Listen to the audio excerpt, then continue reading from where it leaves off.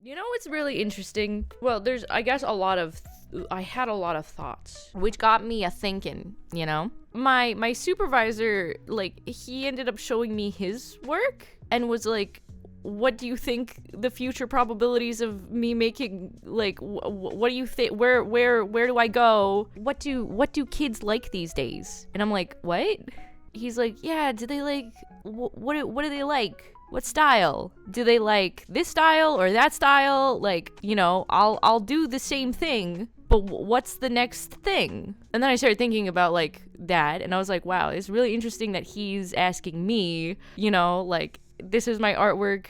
Do I have a future? I'm like, I don't, me? How am I supposed to know? I don't know what's going on. And I don't know. It was a very weird position to be in that made me think. My supervisor knows about like the whole VTubing thing, right? Because like I told them very upfront, like, I'm doing this because like animation's not doing too hot, so I need backup. You know what I mean? And like, I don't have any other skills, so it's like, well, it was now or never. I was gonna throw something out there, just the shit that I like, all smashed into one thing, and just fucking say something, anything, even if it's bad. And then the channel grew, and I was just making stuff that like I liked, cause like my whole my vibe is like a mixture of all the things that I liked when I was growing up as a kid, you know, using the core fundamentals of art to like mix those things together and pop out something that I'm like, well, I like that. I know everyone might not like that, but that's the stuff that I like. And like, that's what I've been doing, and it's been really interesting because my supervisor's been asking me like, how did you do that? And I'm like, what do you mean? I think like the landscape of which we're consuming media is rapidly changing. There's like YouTube shorts, but that feels like very foreign to like some animation people who don't make the leap and don't understand how to compose, you know, or how do you market something like this? Like, they don't know that kind of stuff. Like, how is it something that you make money off of? And I guess like looking at the model now, I would assume that the way that people like market their stuff is that they give something for free that someone can consume. You know what I mean? Something free, and they're like, I really like that. And then if they want more, then they support, you know, and sometimes you release a limited edition item and then the support, and then it's growing support. I think like back in the old days, you would like sell a show, and you'd sell like a big show, and then you get a big lump sum of money, and then but now like that's not possible. And I think that is the new model of like, I don't know, building. I don't know if I'm making sense. I hope I am. It's so interesting because it's like I see like all these knockout, like out of this world, like artists who could literally draw anything, you know, and they know how to. They understand all the fundamentals. They know everything front and back. They've drawn multiple different styles, and they can nail everything. Just the same way that like you guys see me do it. And then now they're presented with a question of like, now what?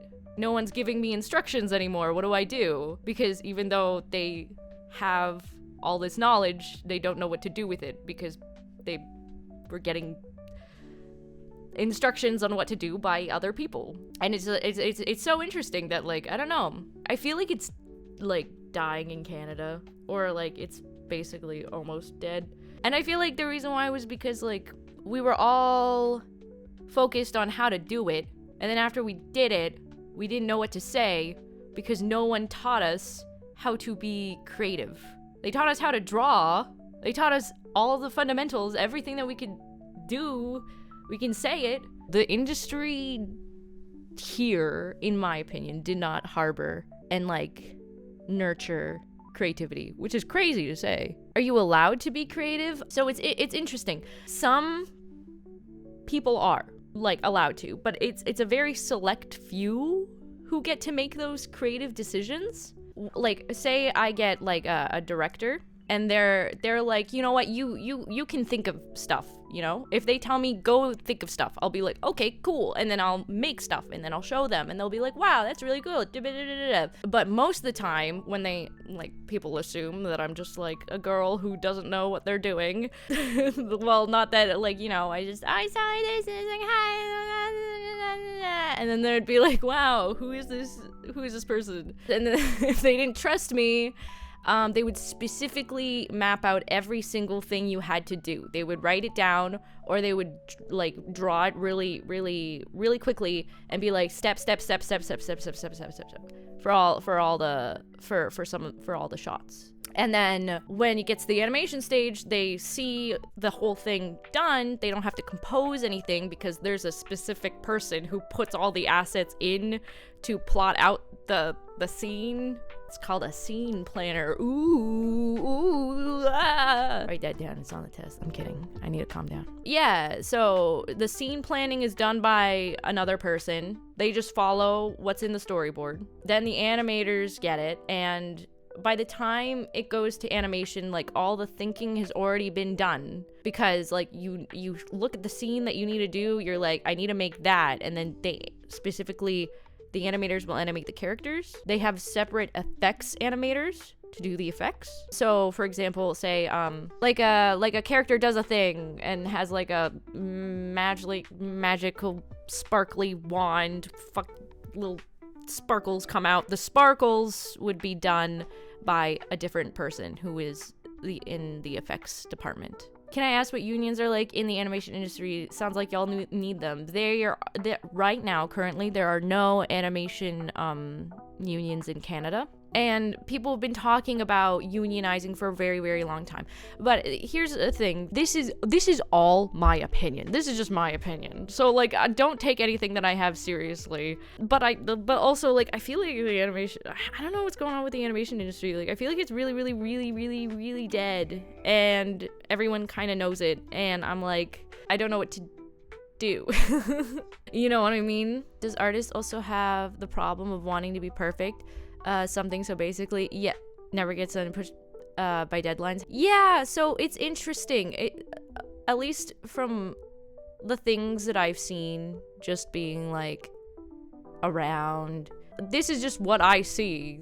I don't know. I don't know how I, like, just generally, not naming any specifics, you know. But it's kind of like there's a lot of voices in the kitchen. So many voices that all have different things to say, and also a very, very loud voice of like the algorithm. You know how when you see like a copy of, like, that's the original, and then there's like a copy of it, and then a copy of it, and then a copy of it, and then a copy of it. Like, you know what I mean? Like, they're making kind of like the same thing because it worked before, and then you just keep doing that. Now I feel like there's no like voice of the generation, if that makes sense. You know what I mean? Because it's like no one taught us how to make things that we want to make. No one taught us how to be creative. Imagine if they're like creative people come up with the new ideas like they want. Yeah, but like every time you come up with a new idea, then someone in the room might be like, oh well, but this thing worked before, so just turn that thing into this thing until it doesn't look like the original thing anymore, and then it doesn't sell well, and then you're just like, oh, okay, bye, toss. On to the next thing. It feels like that. But it's totally understandable why someone would be so hesitant. I mean, it's really expensive to make something like that, and you're just gonna like trust someone. Like, if you spent like a couple $1 million, you'd be like, you know, you want a seat at the table, and sometimes you want a lot of seats at the table, and sometimes it makes things a little messy. But like, I don't know. Like, I don't know. Hypothetically speaking, I worked at an ice cream factory.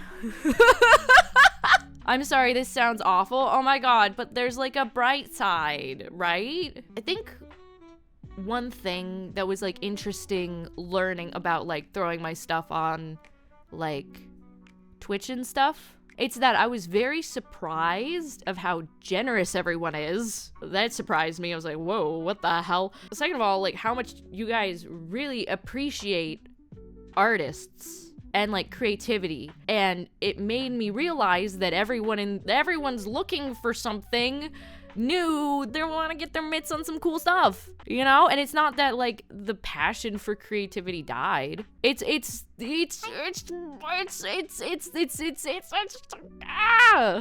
people out there and they want it. There's just these corporations in the way that are getting in the way. I'm like, what the hell? Why don't we just cut them out and then we just do the thing that we want to do?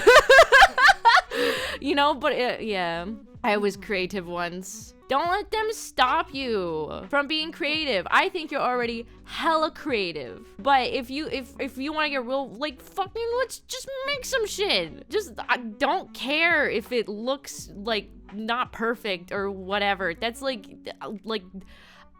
just throw something out there. You got a voice. Use it. Say something you've always wanted to say. Say it now. People are waiting and wait for the next thing. What are you waiting for? What are you waiting for? I'm waiting to get good first? No, don't wait. Don't wait. You're already good. Why would you wait? I think it's really, really interesting how, like, the internet fosters creativity more than, like, the industry. It's very interesting. I was, like, watching, like, the Spider-Verse movie right before this, like the second one, and I was like, oh my god, is this person talking to me? They're like, do you ever feel like there's a side of yourself you can't show anyone? I'm like, where you have a secret identity and da-da-ba-da-ba. I'm like, how do you, all these things that happened in your past make you Spider-Man? And you're like, and you're like, I'm Spider-Man. But like, we're all Spider-Man. We're all Spider-Man. I'm Spider-Man, you are Spider-Man. Can I be Venom? Whatever voice you want to be that. The things that you like, squish them together, make something new. Oh, yeah. Like right now, even like people in the industry don't know what to say. So if you want to say something, why don't you go say it? I think we're all too scared of making mistakes. Because it's like, I feel like it's really scary.